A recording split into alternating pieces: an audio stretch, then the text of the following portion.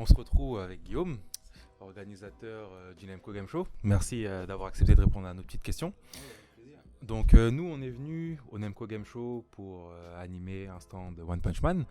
Et en même temps, moi j'ai envie de demander comment ça s'est passé pour l'organisation parce que on va vous mettre des images en même temps. C'est vraiment bien fait.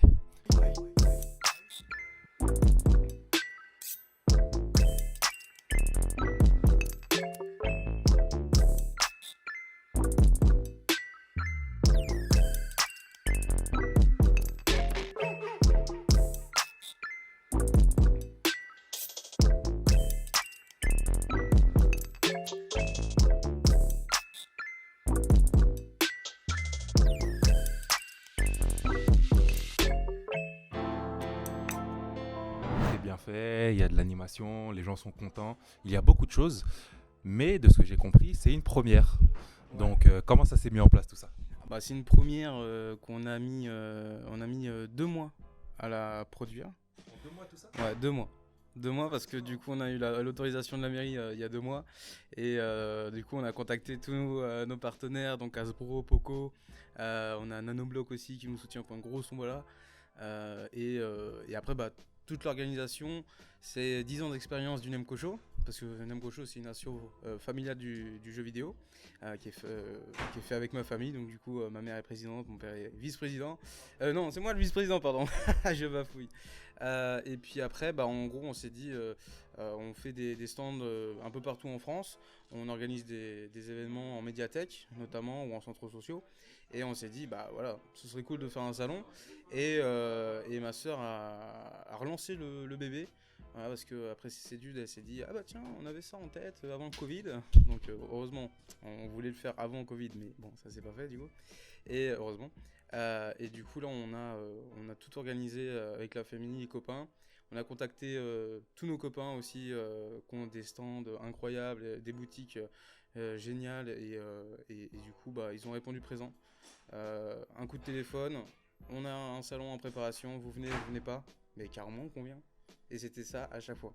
On n'a pas eu de refus, à part pour certaines personnes qui avaient des imprévus sur la date qu'on avait annoncée. Mais sinon, ouais, on est. Pour une première, tu vois, on était un peu en stress, on se dit, waouh, gars, comment ça va se faire et tout. Alors, moi, j'ai pas de problème sur tout ce qui est stand et tout, je sais qu'ils sont autonomes. Mais nous, c'est plus pour la gestion du public, pour la gestion de tout ça. Parce que nous, on participe en général, mais là, comme on est vraiment à l'orga, on était là, alors, comment ça va se passer? Et puis voilà, quoi, ça se passe cool. D'accord. Par rapport au lieu, parce que on n'est pas sur Paris, peut-être qu'il y avait des doutes par rapport à l'affluence du public, par rapport au choix des locaux. Est-ce que ça peut être une contrainte dans l'organisation d'une convention? Parce que forcément, si on met les moyens mais que le public n'est pas au rendez-vous, ça peut soit être démoralisant ou soit tout simplement poser problème pour l'organisation en soi. Donc comment le choix du lieu s'est déroulé? Alors le choix, ça a été assez rapide parce qu'on habite pas très loin. Donc de ce côté-là, on a vu la salle qui était en travaux depuis pratiquement 2 ans de travaux. Et c'est lors des élections de cette année où on s'est dit, mais en fait, elle claque pas mal cette salle. Et c'est une salle qui n'est pas trop dédiée aux événements, mais c'est plus pour des mini-concerts, des mariages, des choses comme ça. Donc c'est plus privé. C'est pas forcément pour le grand public, on va dire. Donc c'est pour des shows privés et tout. Mais du coup, on a vu avec la mairie. On leur a demandé, voilà, pendant les élections, on a vu votre salle. On a vu la qualité, tu vois, de la salle, avec la scène qui fait plus de 120 mètres carrés quand même, c'est incroyable. Donc on va bien l'exploiter là pour cet après-midi avec le concours cosplay.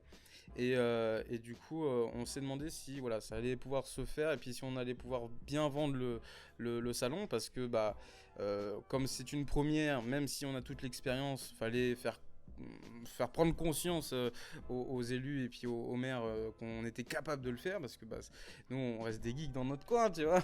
on a beau être familial, on bosse avec pas mal de marques et tout, mais c'est vrai que bon. Pour rebondir sur ce que tu étais en train de dire, nous on a vu par exemple les retours du maire, c'est des réactions très positives. On a vraiment ressenti le plaisir du maire de voir que les personnes des alentours, les personnes de la ville pouvaient venir à cet événement. Parce que, comme je l'ai dit encore une fois, c'est vraiment un événement qualitatif. On peut le voir avec la qualité déjà des intervenants, la qualité des locaux, avec aussi la qualité de prestation qui est proposée. Donc ça, pour une première, je le dis encore une fois, c'est très très impressionnant. Nous, quand on est venu, pour être tout à fait franc avec toi, on s'est dit que ça allait être quelque chose qui allait être cool, mais on ne s'attendait pas à ça. Concrètement, on ne s'attendait pas à ça. Donc encore une fois, bravo. En plus, l'avoir organisé en 2 mois, on ne s'en rend pas compte, mais c'est énormément de travail, c'est énormément de gestion, de logistique, c'est énormément aussi de préparation. Mais comme tu l'as dit, c'est 10 ans d'expérience derrière. Et moi, je le dis, ça se ressent vraiment. Et ensuite, moi, j'aurais une autre question. C'est par rapport à l'avenir. Alors, déjà, quand on a annoncé notre salon, on a des mairies qui nous ont recontactés parce en fait, tout ce qui est médiathèque, c'est vu avec les mairies. Et quand on a annoncé notre salon, on a les mairies avec qui on avait bossé qui nous ont dit on peut l'avoir chez nous. Donc là, on a déjà un planning qui est prévu pour des versions Nemco Game Show qui vont être réparties en région parisienne et dans d'autres endroits dans la France. Donc là, tu vois, on n'a rien fait, on a juste fait une annonce et derrière c'était c'est un peu tendu. Mais nous, on était hyper contents, tu vois, du retour déjà de l'annonce. Et après, pour tout ce qui est après salon, il y aura beaucoup plus d'améliorations. C'est sur les petits détails qui font la qualité la perfection. Ouais, puis c'est vrai que là, on a mis tout ce qu'on pouvait faire en 2 mois. Donc, on imagine sur une année de préparation ce que ça pourrait donner. Et là, je pense qu'on va être full complet. Donc, on va extraire, on va se développer un peu plus. Mais dans tous les cas, voilà, on y va tranquillement. Pas trop de pression et puis ça va se faire au feeling. Donc, le projet du Nemco Game Show, ça va continuer. Il y aura des variantes sur différentes régions.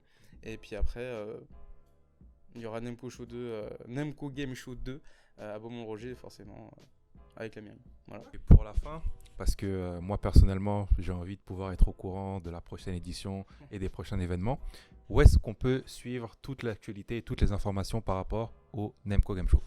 Alors, toute la com autour de l'activité de l'asso, c'est sur Instagram. Donc, @nemcoshow, tout simplement sur Insta, Twitter. On est sur Facebook aussi. Et puis TikTok aussi. Voilà, on va passer 100K, c'est pas mal. on arrive. On devient quelqu'un, tu vois, sur les réseaux. Et puis après, ouais, on a fait un planning de tous les prochains événements.